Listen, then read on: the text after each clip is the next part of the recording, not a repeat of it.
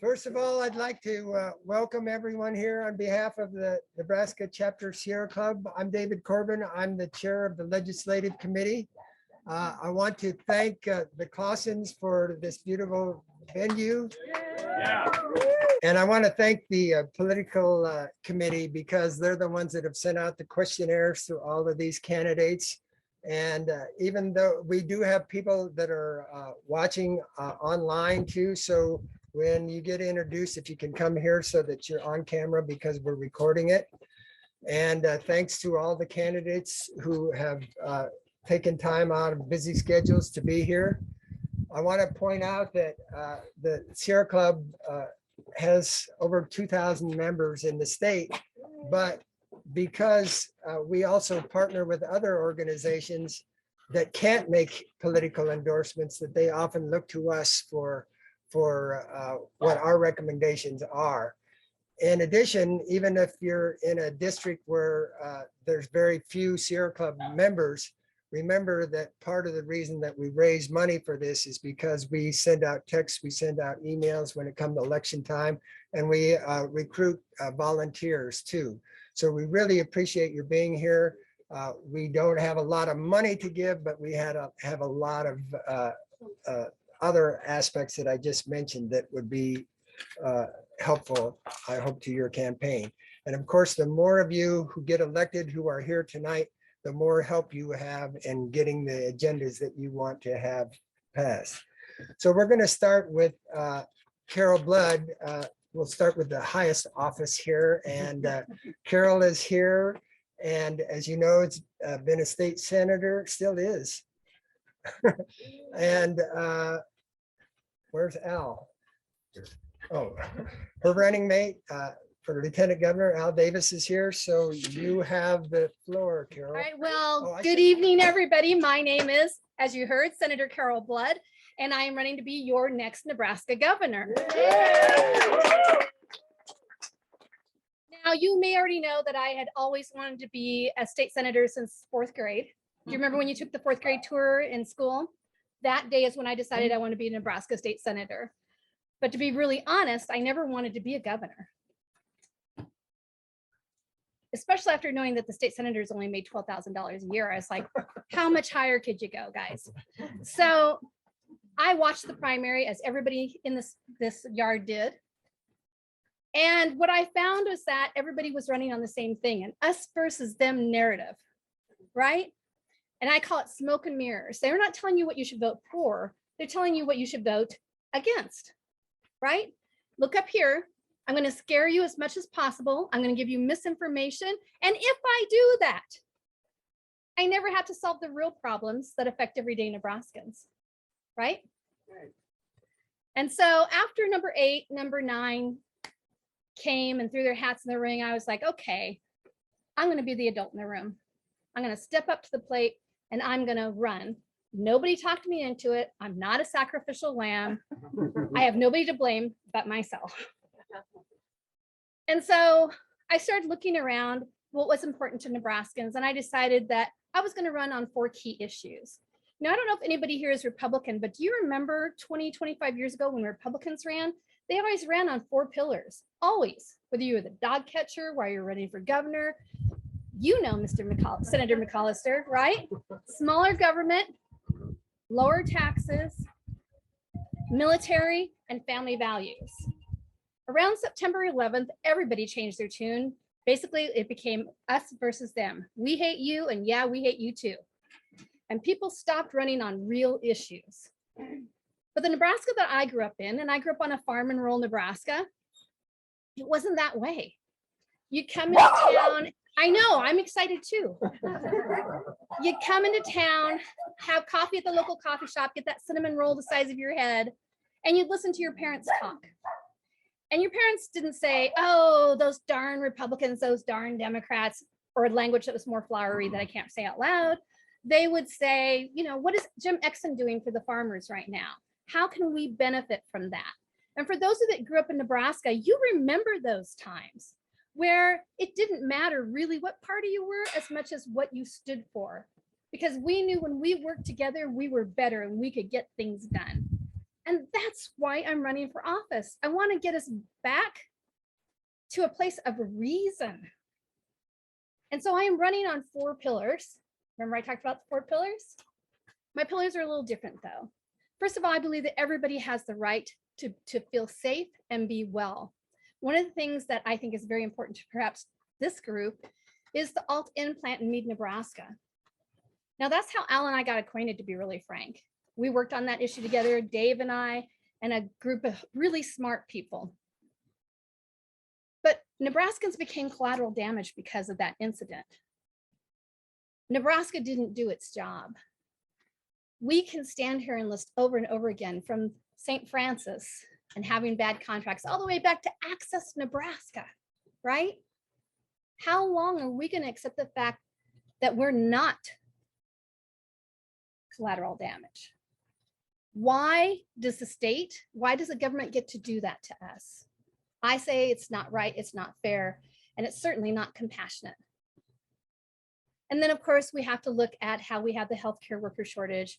We have to bring respect back to our nurses. The way we treat the healthcare community right now since the pandemic is atrocious. Again, we need to be compassionate, we need to be fair, and we can do better. Now you're lucky this isn't my hour-and-a-half stump, because I have like 5 other things that fall under this. I believe that we need to address our infrastructure. My opponent and I differ on that. Nebraska is one of 2 states that still doesn't bond. We need to start bonding. We can save taxpayer dollars. Ag drives this economy. We have to be able to get from point A to point B, and we have to do better when it comes to broadband. Now, because of people like Senator DeBoer, who sits on Transportation Committee, we've done better with broadband and done better with our metrics and measuring what we treasure. But when we originally started throwing money at the issue, that's exactly what we were doing, was throwing money at the issue, and nothing was getting done because we weren't tracking it. Do you ever think Nebraska is like an ATM, right? Anybody watch TV, read the news 25 years ago? Raise your hand. Do you remember when they told us 25 years ago there was going to be a workforce shortage? Now what are we doing? Oh my gosh, there's a workforce shortage. How did we not know this was coming? And now what are we doing? We're throwing money at it, right? We're not planning. So I believe in prosperity for all. When I talk about prosperity for all, I like to talk about the big secret, the ugly secret about property taxes. You have been told for 25 years they're going to lower your property taxes, and senators here, we've voted for the 2 biggest property tax relief bills in the history of Nebraska. But I'm telling you, friends, until we stop underfunded mandates and fully fund our schools, I don't care how sexy that legislation is, you're never going to have lower property taxes. And again, we have known this for 25 years, since Ben Nelson was governor. Senator Sue Crawford, Senator Justin Wayne, Senator Carol Blood, Senator Deb Fisher.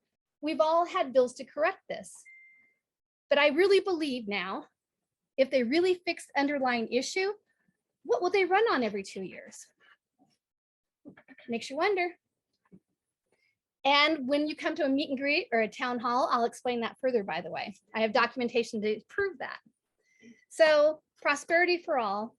We also have to work with generational wealth for the generation that we have right now.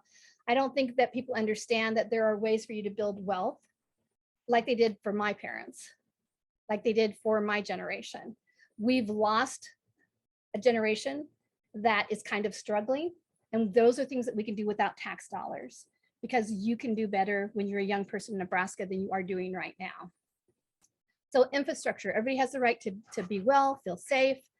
By the way, did you guys know that our governor actually defunded police here in Nebraska? Do you guys know that story? Okay, I know I'm supposed to do 5 minutes, so I'm gonna talk really fast.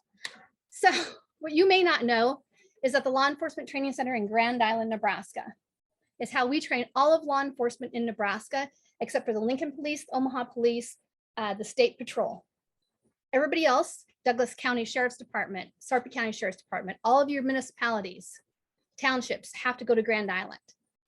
So when our executive branch was cutting 6%, they were also asking the Law Enforcement Training Center not to take the money that was allocated to them to hire new staff and to upgrade their facilities. And that resulted in a very long waiting list, sometimes 6 to 9 months 6 to 9 months. So imagine, because baby boomers are aging out and you're a small sheriff's department out in Western Nebraska and you hire 2 new staff people. You can't get those staff people on the streets because you can't get them trained. And guess what happened? They went elsewhere. So not only is that an issue for law enforcement, but that's an issue for the population in Nebraska. When you live out in Western Nebraska, sometimes law enforcement is already far away. So imagine if they don't even have the staff to come to that call in a timely manner. That's dangerous. Now, I will say, after public humiliation and having hearings, that there was ARPA funds that were used this year to finally upgrade it. But it's really a shame that we had to humiliate our state government to make that happen. Again, collateral damage, right? Do you know everything I'm talking about? Alt-N and the Law Enforcement Training Academy, DHHS.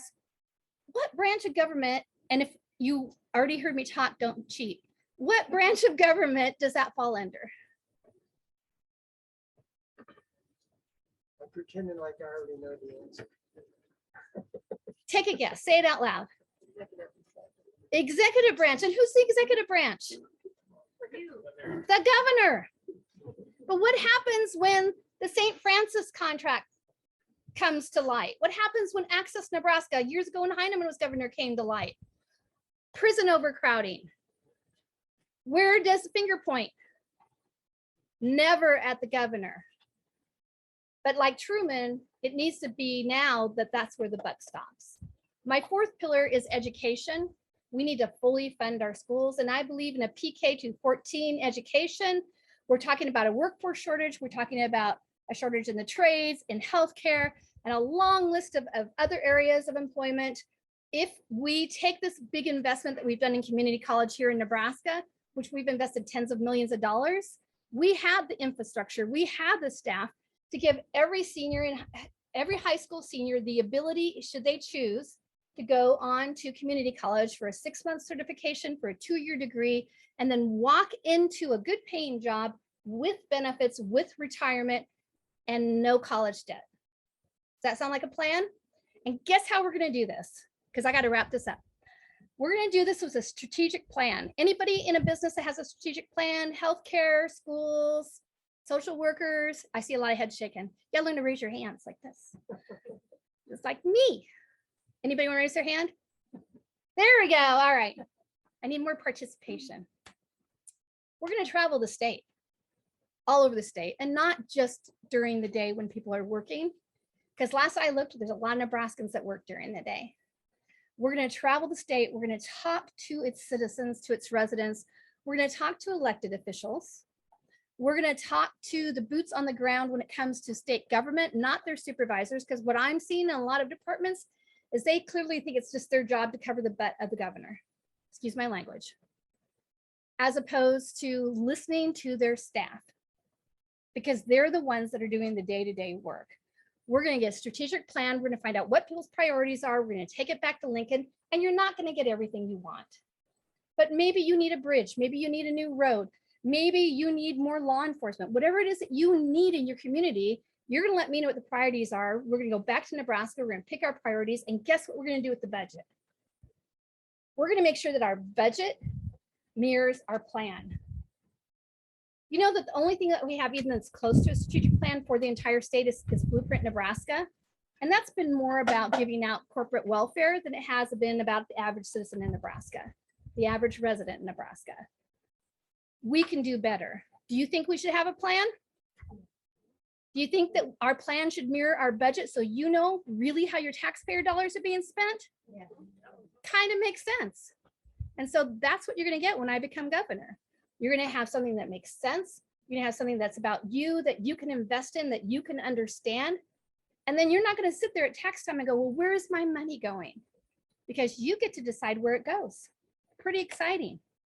Not to mention, I'm going to come and see you. By the way, do you know how many times the governor's been in Meade, Nebraska? Zero. That's how important we are to our executive branch. And I'm telling you as I close, because there's other people who have awesome things to say tonight. I want you to leave here and tell your friends that when you vote for more of the same, you know what you get? More of the same. High property taxes, prison overcrowding, bad contracts. Nebraskans is collateral damage. We can do better. I can do better. Our numbers look great. You can help me over the finish line, making sure that your friends, your family, your neighbors vote. We got signs out right there because of Al. And by the way, Al and I are going to be the dynamic duo. We're great together. He'll make sure that things get handled, Senator Kavanaugh especially, properly on the floor of the legislature. So she knows what I mean. All right, so I really appreciate your time. Thank you for opening your home to us. It's so beautiful out here. And thank you for lending me your ear. I'm sorry I talk so fast. I usually do this in an hour and a half. So, but count your blessings.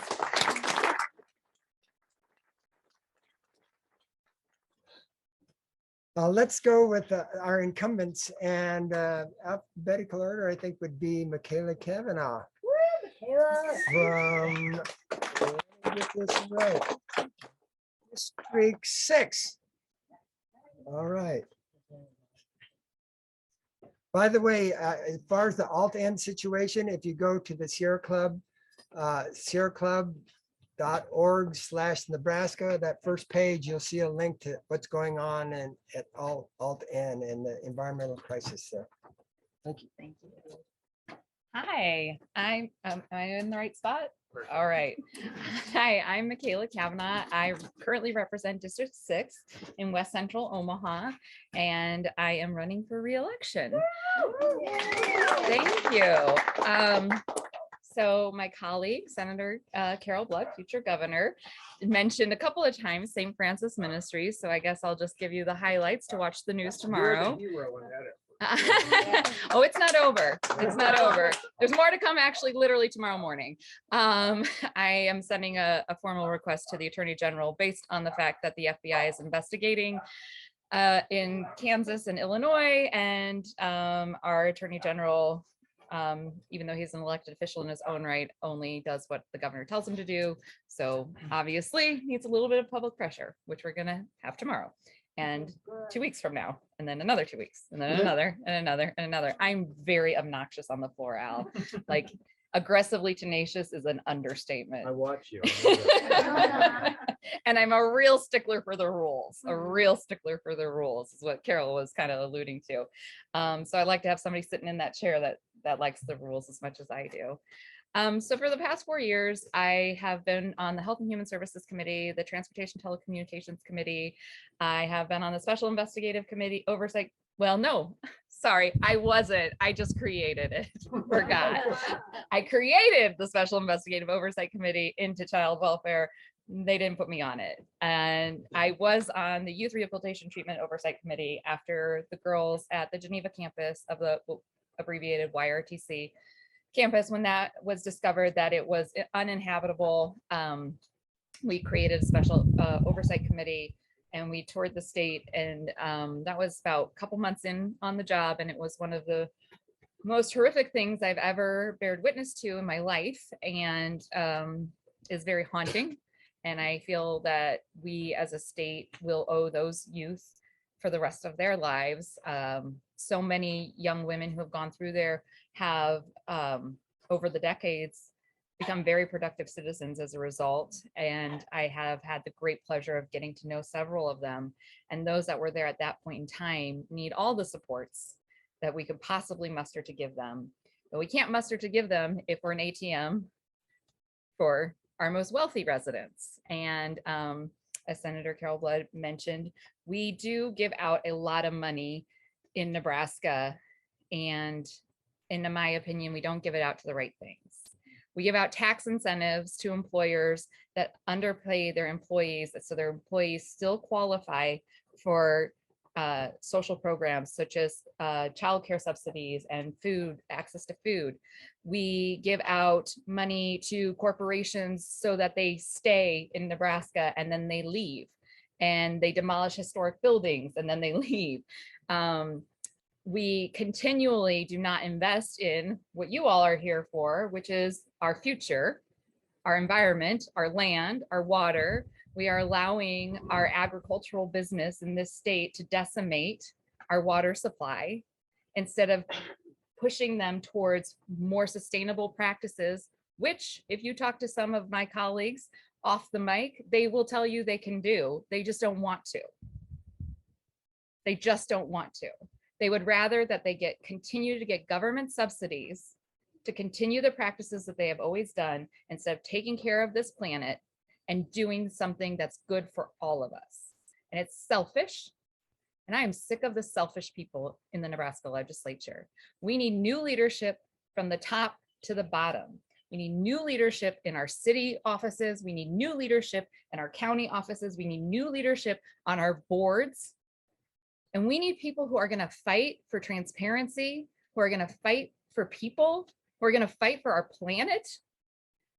We have an opportunity in Nebraska, in Omaha, we have an opportunity to be a leader in energy conservation, to be a leader in wind conservation. We have an opportunity in Nebraska to bring in new people. We're constantly trying to say, how come people keep leaving? Well, we have terrible practices and we're, don't like gay people or Black people or brown people or women or education. So I don't know why people are leaving, but maybe we could find other ways to bring people here, like being the most green state in the country. We could invest in our infrastructure and making sure that we have a timeline on when all buildings, new and old construction, are energy efficient. And we can do that. We can do that, and we can do it so that it pays for itself over years. There are people that are doing that. I believe Syracuse, New York is going to be completely energy efficient in 5 years from now. That is a goal that they have set. We could be that example in Nebraska. And we have to have the leadership that wants to do that. And we don't. We have a few of us are fighting really hard, and it is exhausting.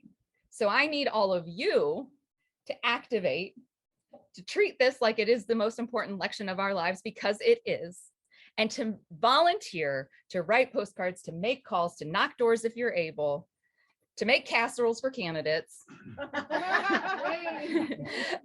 Whatever it is that is your talent, bring it to the table, because we cannot do this alone, and we are going to lose our rights, and we are going to lose our land, and we are going to lose our future. And I can't be any more serious than I am about this election. We need every single candidate here to be elected, and we can't afford to lose. I don't know if that's 5 minutes. It feels like 5 minutes. I feel like you should be telling me 1 minute. 1 minute. Senator Kavanaugh, just turn the mic off. Thank you all so much. I appreciate being here. I appreciate your advocacy and your work, and I hope that I can continue to represent you in the legislature. And I want to point out if the sponsors, many of whom are here, and that's how we can help out the candidates that are here. So thank you for that. I think that Legislative District 10 incumbent Wendy DeBoer, Senator Wendy DeBoer, would you come?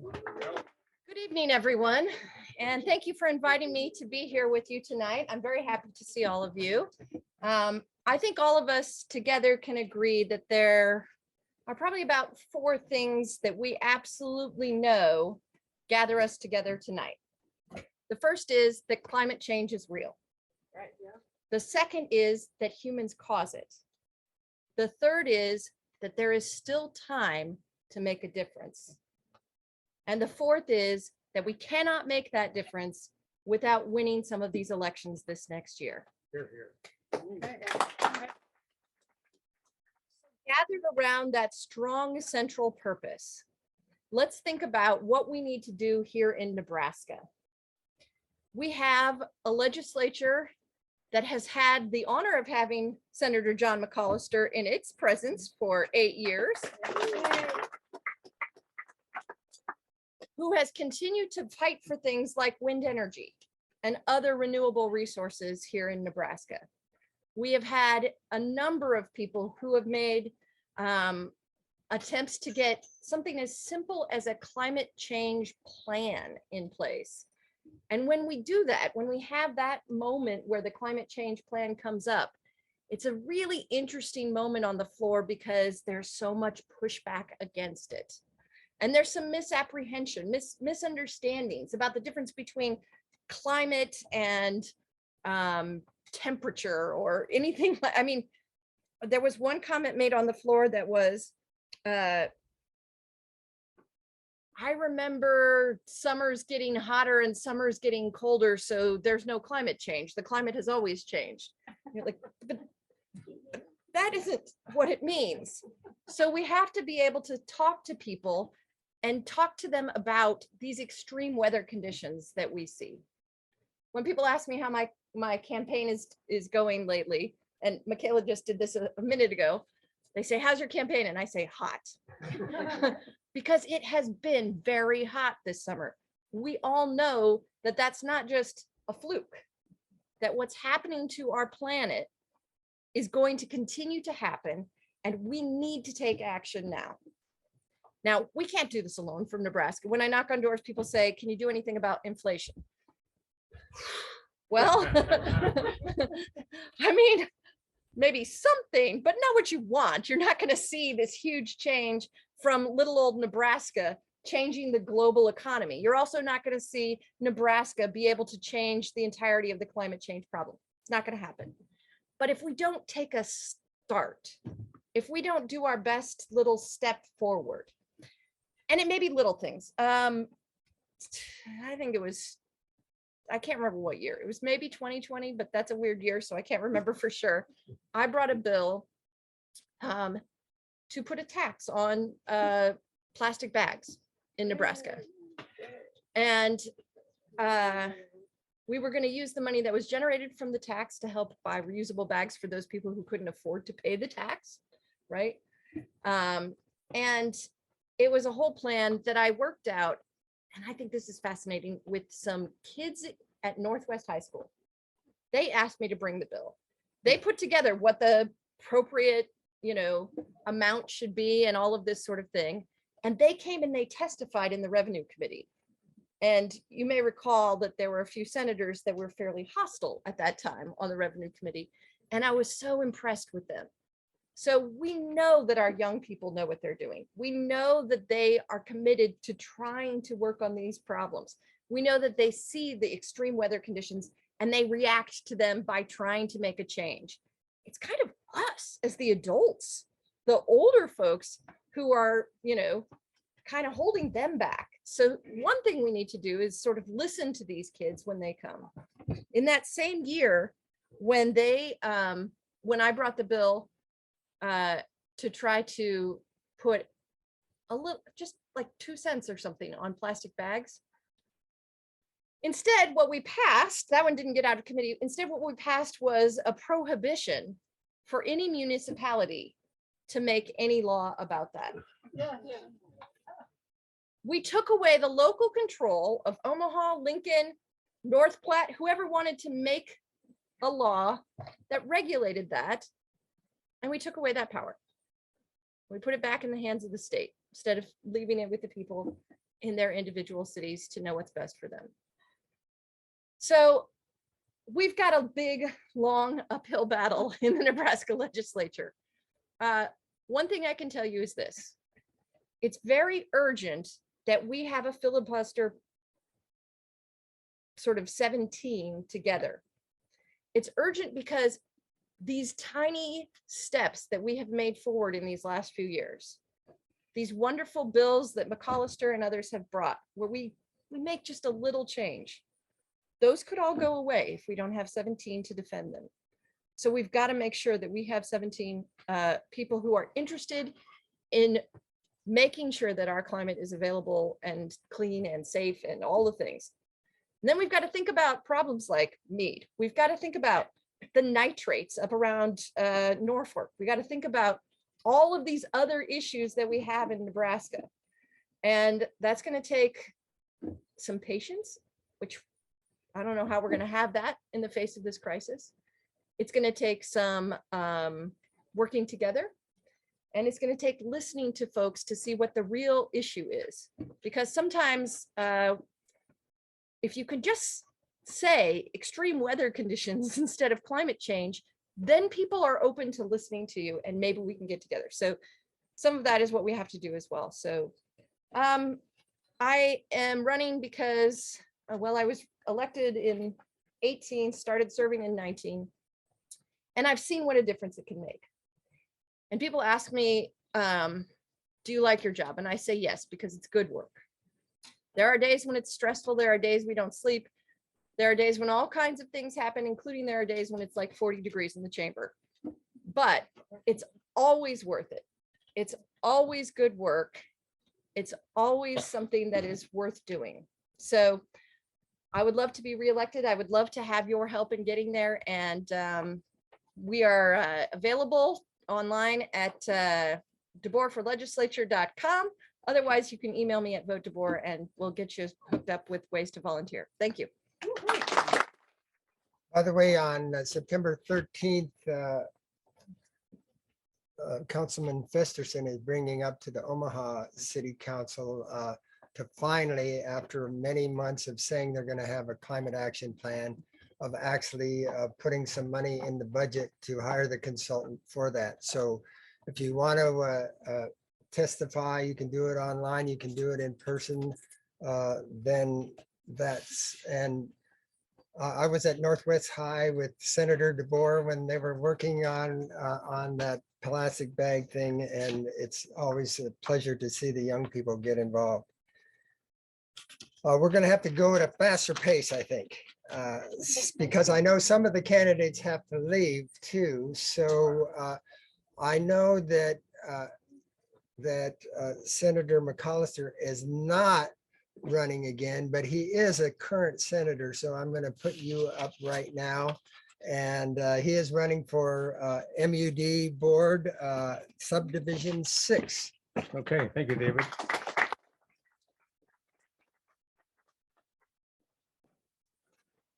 You know, I've been on the MUD board before, 30 years, 3 decades, so they call me a retread. So, but I just may be the only Republican here. If you're a Republican, will you raise your hand? 1, 2. Al, you were a Republican, right, Al? I was. Yeah, so, you know, maybe I'm the token Republican here, but you know, it's a brotherhood of candidates. We were talking earlier this evening about going door to door, and a legislative district of about 42,000 is perfect for going door to door.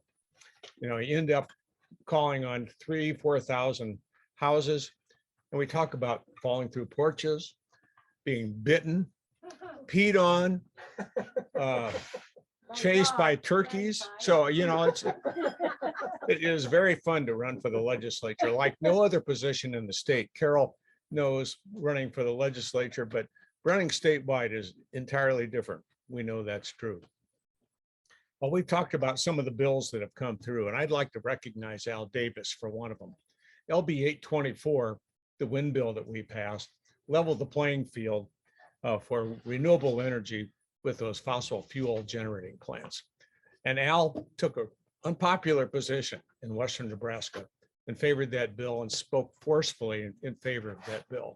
So Al Davis, thank you for all that you did. I just want you to know that the legislature hasn't been standing still when it comes to introducing climate change bills. However, passing climate change bills is entirely a different matter. Let me just issue or name a few. LR 455, 2016, Al was there then created a special committee to examine issues related to a plan to address the impacts of climate change in Nebraska. It never heard this, never saw the light of day. LB 646, 2017, introduced a bill for extreme weather preparedness task force and strategic action plan held by the executive committee where it was introduced. LR legislative resolution 241 introduced to develop an environmental action plan for the state, including assessments of vulnerability, risks, economic impacts, and mitigation strategies. Held in committee. A shame. You know, I think Wendy talked about the terminology used is so important in the Nebraska legislature. When you talk about climate change, people's minds close up. But you talk about severe weather preparedness, they listen. And we passed some bills that relate to severe weather and levees and things like that. So the terminology you use is pretty important. LB 483, John Kavanaugh, 2021, would direct the University of Nebraska to develop all evidence-based, data-driven strategic plan to provide methods for adopting to and mitigating the impacts of extreme weather events and climate change. Did it go anywhere? Indefinitely postponed. LB 944, McAllister, 2022, created a tiered system of sales tax rates that would lower sales tax collected on the sales of electricity as power providers lowered the statewide carbon emission intensity average. LB 1255, Bostar, appropriated $150,000 in federal ARPA funding to update a statewide climate change report. That actually went. That's it in the ARPA funding. So we'll see what we come up with there. You know, perhaps we have not been successful passing bills that deal with climate change in Nebraska. But what we do have, fortunately, is an elected board of directors for our utilities. And they have adopted portfolio standards, eliminating carbon as a source for electricity, and by 2050. Craig Moody is here. He knows about that firsthand. Maybe when he gets up here, you can talk about those north. Stealing my thunder, John. Yeah, but you know, Craig's done a great job. Of course, he's got a energy background, so we're fortunate to have him on that board. But I'd like to talk about some of the wonderful excuses you get when you talk about climate change in the Nebraska legislature. The first one, I suppose, is Nebraska, with 2 million residents, can't really move the needle at all. Is that an excuse? I don't think so. You know, we all contribute to the greater amount of carbon in our atmosphere, so you know, we can make that change. One of the better ones I thought was Mike Roney, one of the favorites. He is a real climate change person. I'm kidding. But he would say, oh no, climate change plans where you use renewable energy? No way. Those coal workers that I deal with in North Platte that work for the UP, we don't want to see them laid off. You know, the more renewable energy we have in Nebraska, the less coal we will use, and the less coal we'll transport through North Platte. That was fairly creative. And then you'd have to talk about, well, yeah, we can do something about climate change in Nebraska, but what about China, India? They're still building coal-fired plants. So those are some of the most beautiful excuses I've heard. But fortunately, I think things are starting to change. Why do I think that? Well, you may have seen in the paper that the Southern Baptist Convention, finally, the evangelical church there recognized climate change. And they said it's of biblical proportion. So I think that's a good thing. Omaha, as David mentioned, is adopting a climate change plan. Lincoln has already done it. So, you know, I'm starting to see some green shoots. And finally, you talk to senators in the Nebraska legislature, and when you say climate change, they're running out of excuses. And so they recognize climate change is real. And it's something we've got to deal with.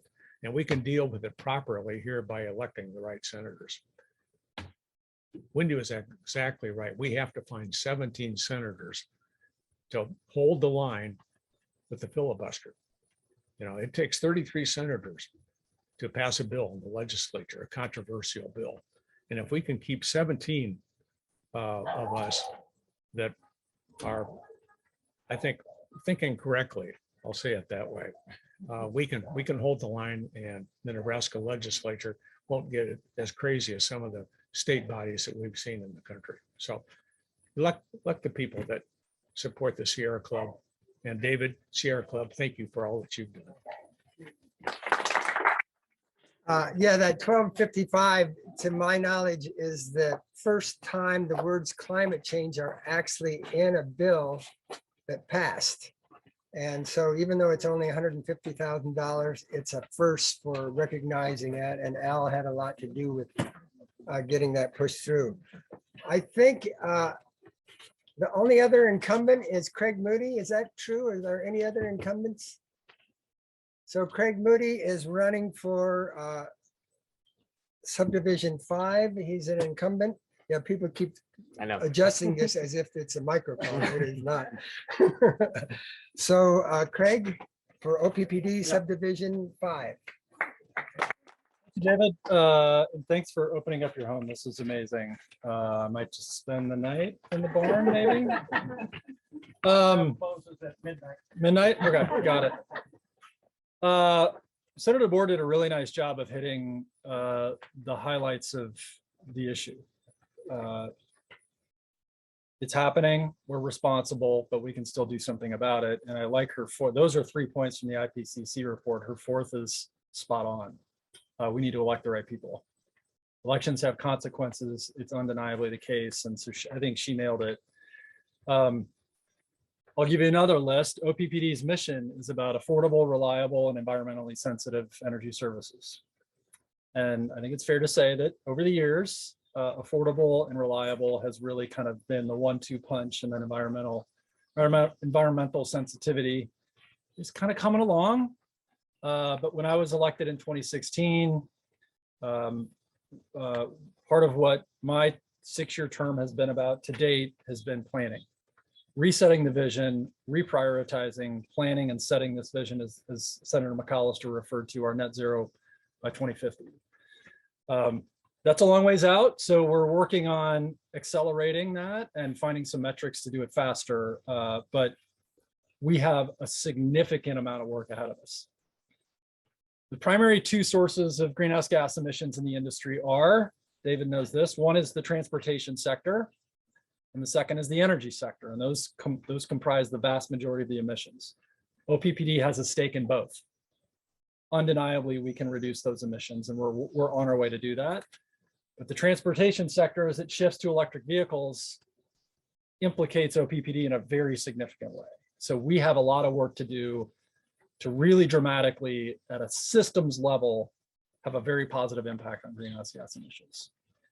For me, that's what my next term is really about, is execution. We've spent 6 years planning. It's time to execute. We've got a lot to do. It's not easy. It's going to take some really hard decisions, but I'm really excited about that opportunity. The last thing that I'll say, and you won't hear this from really any elected officials, or excuse me, candidates, I don't need you. I need you to work with some of these state senators. That 17 vote firewall is critical. It is so critical. There were some garbage bills that were proposed in the last session that would have decimated public power, decimated it. We have to have those people. Give them your time, give them your money, give them your resources, give them your casseroles. Those are the people that need it. I'm squared away. I'm good. If you want to come help, great. But the priority for me in this session is really helping those people. It's super critical to get that firewall protected. Thank you again. I appreciate the time. Thank you. So Angie Lauritsen is running for Legislative District 36. So please take podium. Hey friends, thank you so much for coming tonight. Thank you so much for hosting and having all of us here tonight. I do apologize. I have to leave here to get to Lincoln for an interview at 7:45. So thank you for letting me cut ahead of some of the other candidates. So again, my name is Angie Lauritsen. I'm a candidate for Legislative District 36. I talk really fast. And my husband messaged me. He would like to learn about the candidate casseroles. Yeah. How do you get on that? Yeah, like he would really like to learn more about that. So Legislative District 36 is the brand new district that came from Western Nebraska to Southern Sarpy, Western Sarpy, and a little bit of Douglas County. And so we're kind of like behind some of the other senators because we didn't know that there would be a new district to run for. So, but we've caught up really well. Just a little bit about my background. I was actually born at Offutt Air Force Base. So I grew up military, but I've lived in Nebraska for over 30 years. I moved to Gretna 11 years ago now. And when we moved there, we brought some little kids and a small business with us. And so I got really involved with the school district and with the chamber. And so I serve on a lot of different committees in our community. One of them is Lift Up Sarpy County. We help families that are facing homelessness and food insecurity in the county. And I'm also on the board for Survivors Rising. So we advocate for survivors of sexual assault, domestic violence, and human trafficking in the state. I've been their policy legislative chair for the last 5 or 6 years. So I've been helping senators and law enforcement draft bills, work with opposition, and I'm down in Lincoln pulling senators off the floor to let them know why they should be supporting those bills. So back in 2015, when my oldest kiddo joined the Marine Corps, I started the Gretna Hometown Heroes program, and I was elected to city council in 2016. So been really active in our community. So fun fact that a lot of my candidate friends don't know about me is I actually serve on the Gretna Tree Board. And so I can totally geek out on emerald ash borer. And if you really want to do some fun things, my candidate friends, in all your free time, just Google tree calculator to know how much efficiency that you're bringing with that particular tree and why we should not be cutting down some of our more mature trees and thinking it's okay just to plant a little 12-inch tree to replace it. So obviously, thank you again for having me. I will stop there and let other candidates have their time. But I appreciate you having me out here tonight and look forward to having further conversations with you. So thanks. Yeah, and there are committees on trees, and you may have seen that they're doing UNMC is doing a survey of heat islands, and where they're in North and South Omaha, there are less green spaces and less trees than there are in other. So it's an environmental justice situation as well. So I'm glad that's an interest of yours. So I think what I'm going to do now is go down this list. And it looks like LD12. Bingo. That's me. Robin Richards. Come on Come on down, down. right? Thank you. And I am going to try not to fall in the cracks. I was not aware shoes would be an issue here. So thank you very much. And I am Robin Richards. I am Legislative District 12, which is where Steve Lathrop currently holds the seat. It's part of Millard and mostly Ralston's Public School District. I currently serve on the Ralston Public Schools Board of Education, where I am the vice president. And it's also the district that I grew up in, and the district my mom grew up in, and the district my kids will grow up in. And so I have very, very deep roots in my community. 6 generations of my family have actually lived within Legislative District 12. So when Steve Lathrop said he wasn't going to run, the phone call started and ringing came from both sides of the aisle. We would like you to run. We want you to be our voice. I was instrumental in getting our $83 million bond passed that will make sure that every single district or every single school in our district has a secure entry. Right now, the only one is the high school. Our other 7 schools are completely vulnerable to entry. We also made sure that the 3 open concept schools in our district were closed in. They literally didn't have walls. So we spent a very, very long time preparing people for this bond to save the money to have enough cash put away to actually fix one of our elementary schools that was completely caving in. It's built on a spot where the ground shifts. And so the elementary school was literally caving in. I feel very deeply that education is one of those places where we have been using our funds as a slush fund for a very long time. Education is always the last thing funded, right?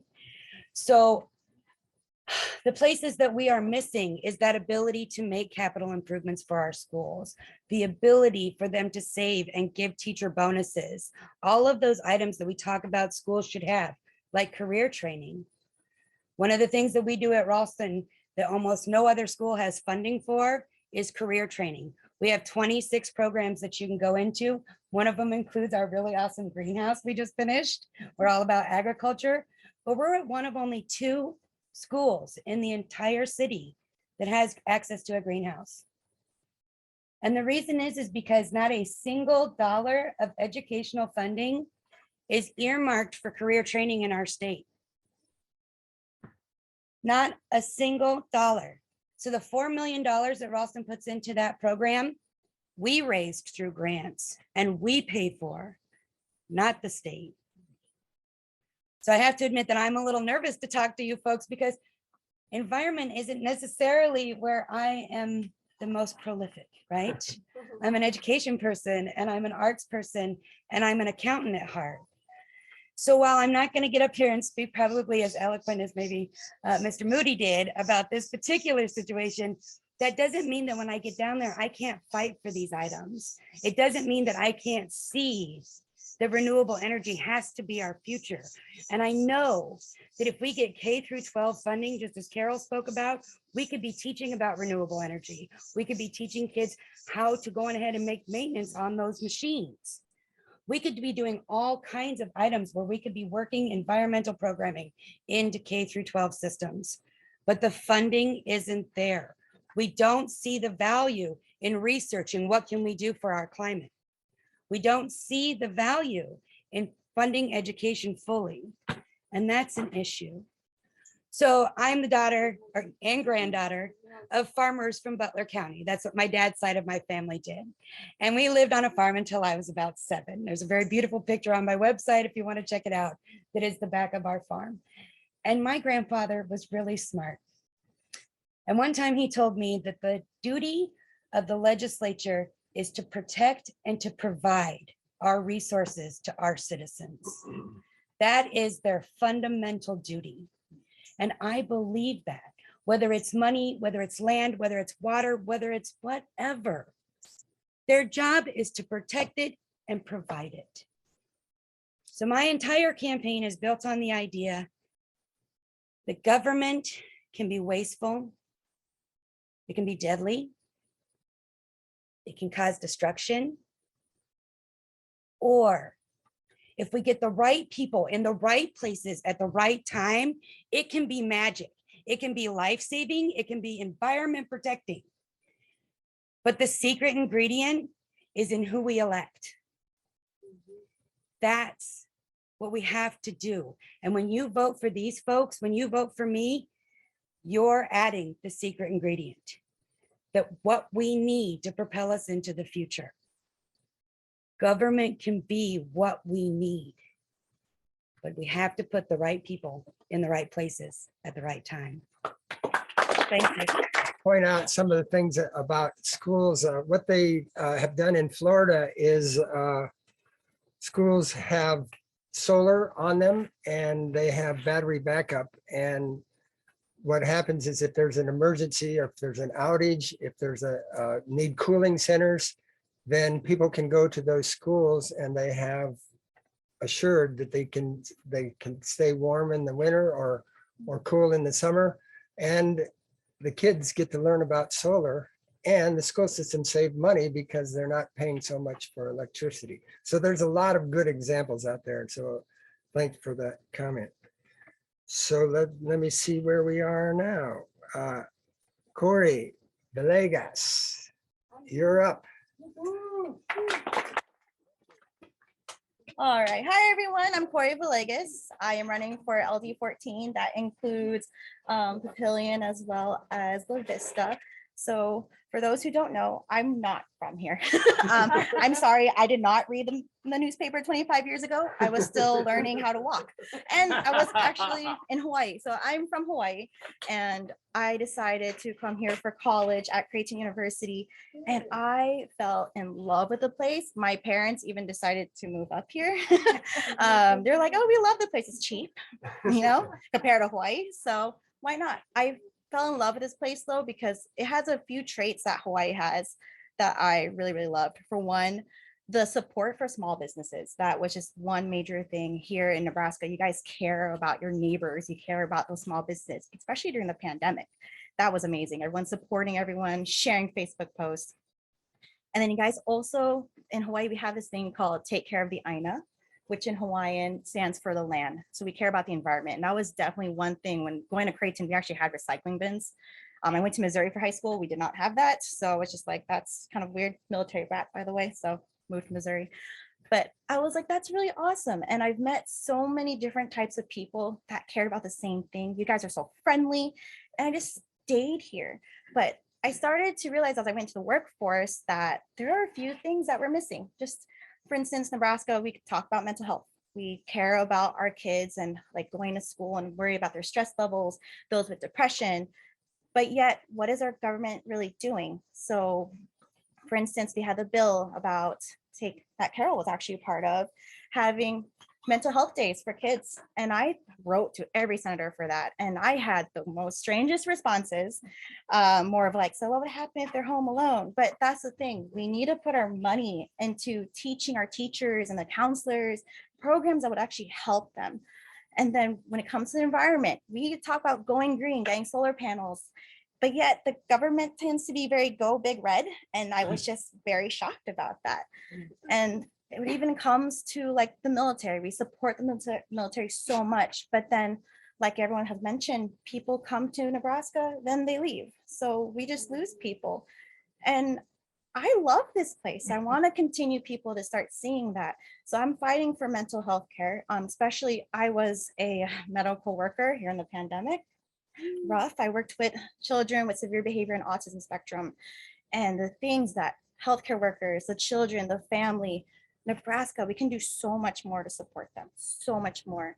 Whether that's programming for children and paraprofessionals in the public schools, we can help them with that.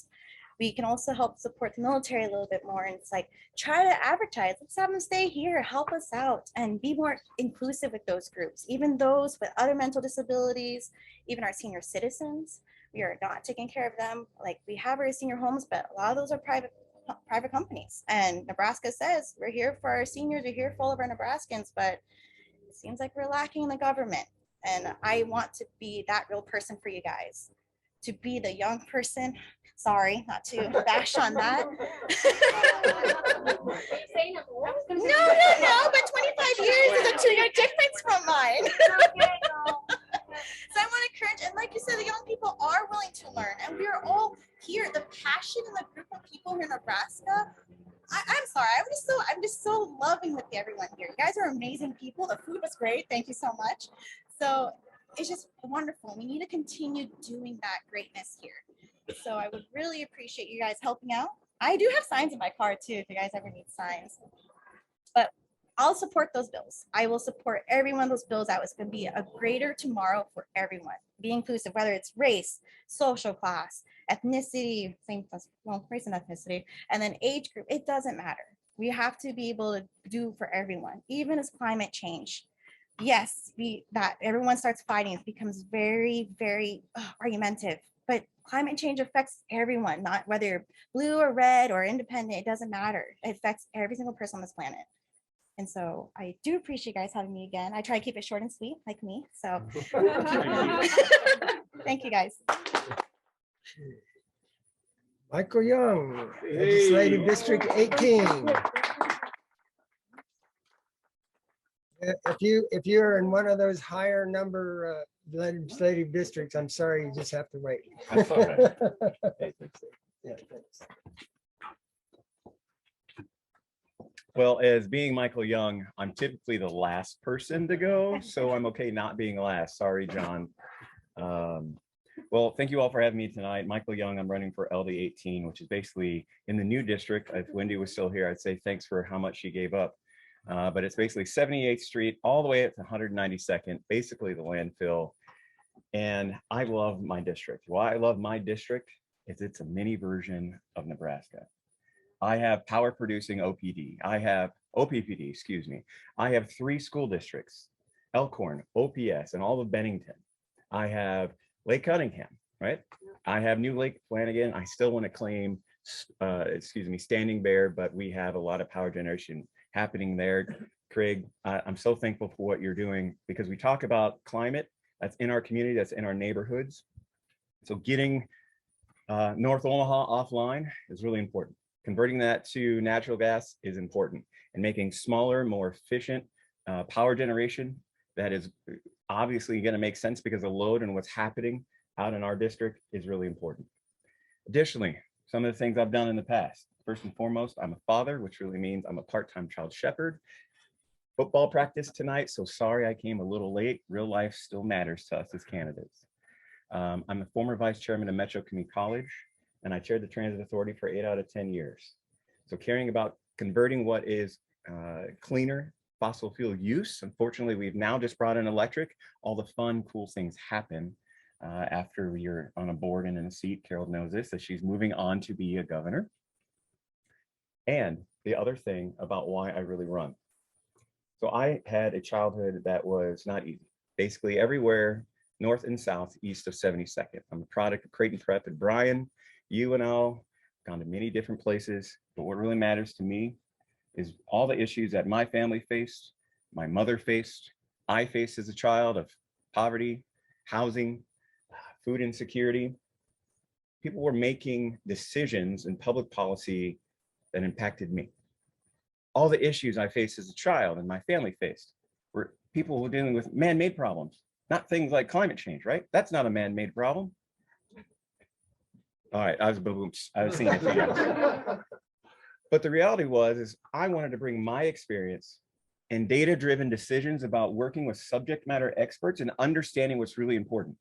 So I've got a really cool resume and I got this card. That's great. There's not one thing I did by myself. There's not one thing that I can say, guess what I did today? I can say I probably didn't sleep enough and I probably should have ate some more. But the reality is respecting the smartest people in the room is something our state just doesn't do a darn good job. And it bothers me. It bothers me when I hear farmers saying NIMBYism. Yeah, I've got the number 3 resource and I've got easement and I've got powers, but if I put up that turbine, that means that I am saying climate change is real and I can't let the Jones or the Smiths think that I accept that.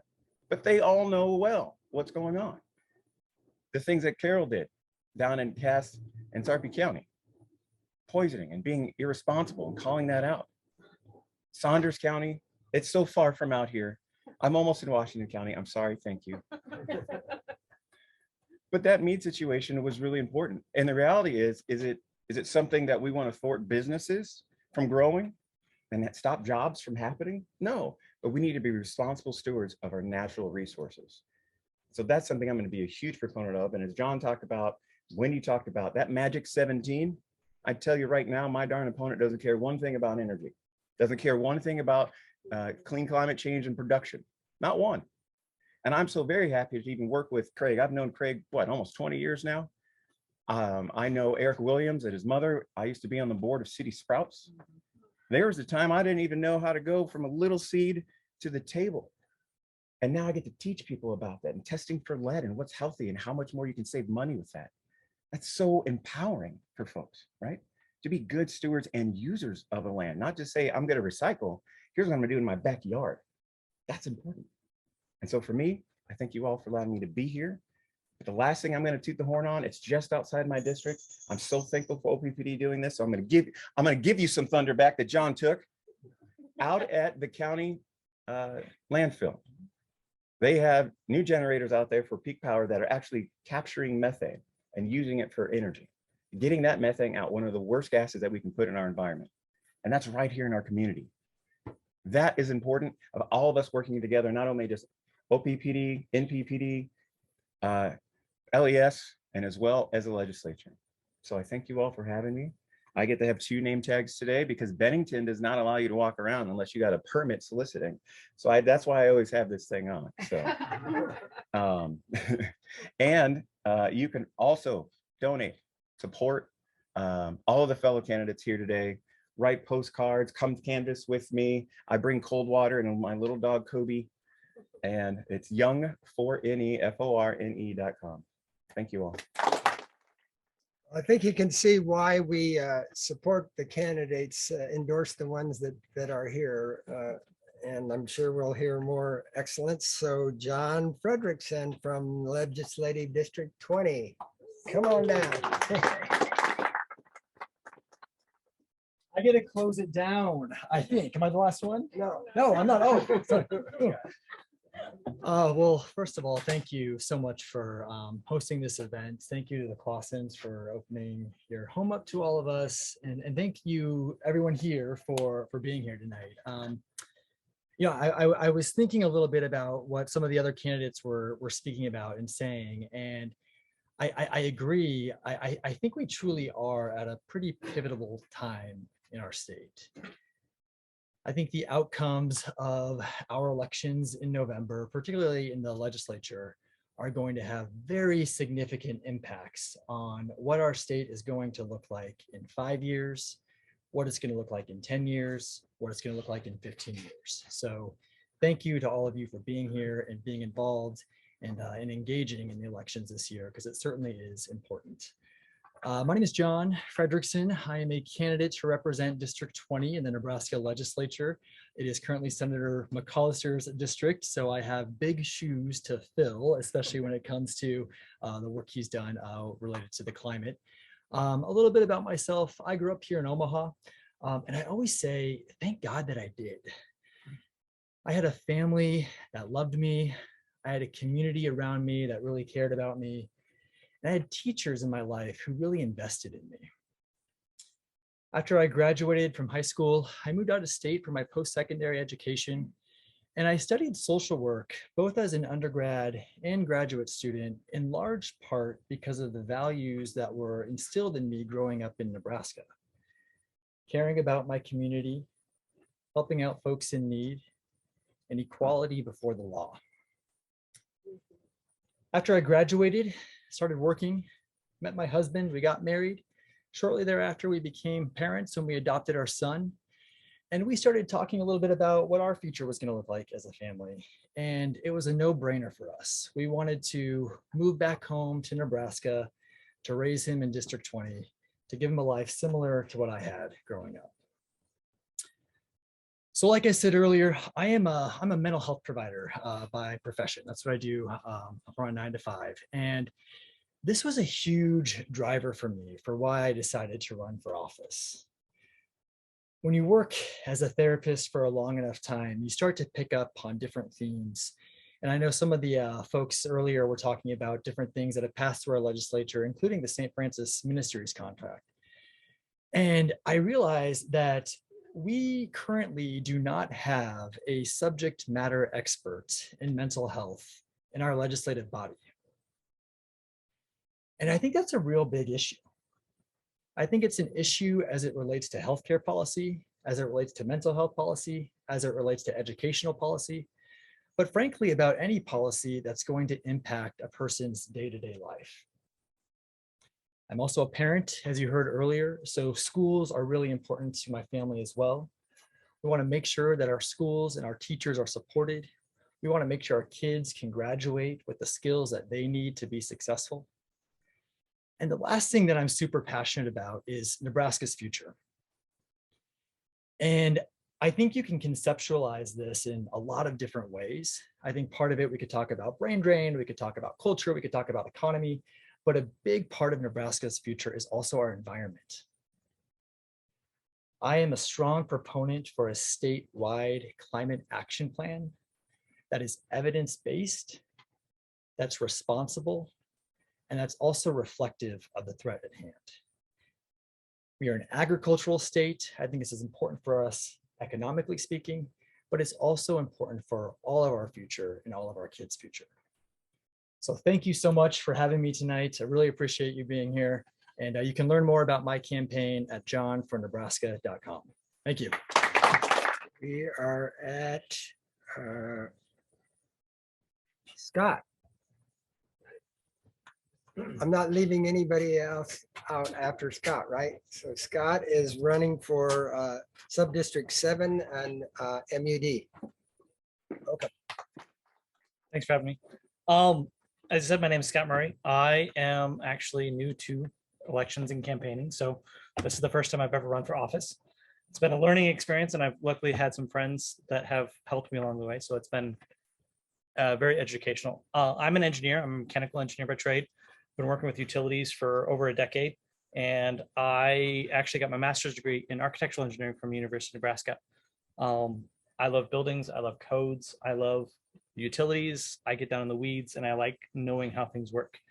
I think MUD has been doing a good job. A lot of people, when I talk to them when campaigning, they're, can you keep my water bill low? Can you keep my gas bill low? And that's about the extent of what they know or care about with utilities. That's where it stops. Whereas MUD's been one of the top tier in the nations for keeping the costs low.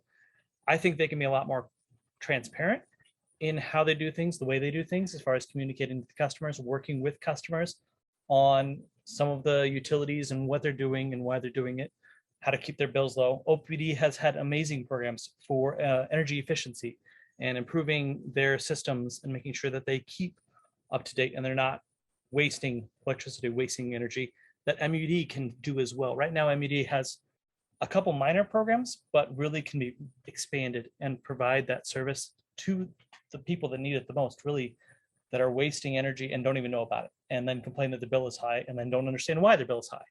So as an engineer, I love to problem solve. I love to fix things. I love to help break it down to the way people understand it and know about it. So I really want to work with those people to communicate and get access to the board so that they understand what's going on, why we're doing what we're doing, how to correct some of these things, and work with them to improve what they have and improve the systems that they have. So really just modernizing it, communicating, and working with the customers. So with that, that's what I'm running on. That's what I'm trying to do, and trying to help out everybody that I can. So that's what I do.